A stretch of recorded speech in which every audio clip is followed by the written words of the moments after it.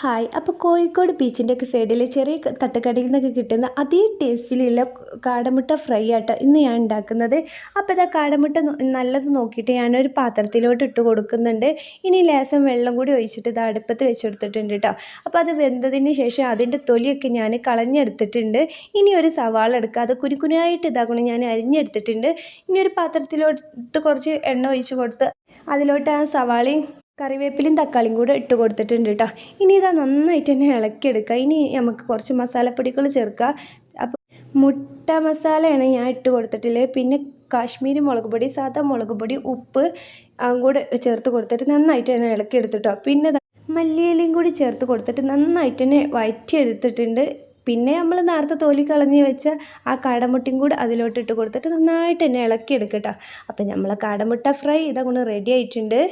അപ്പോൾ നിങ്ങൾക്ക് എൻ്റെ വീഡിയോ ഇഷ്ടപ്പെട്ടാൽ ലൈക്ക് ചെയ്യുക.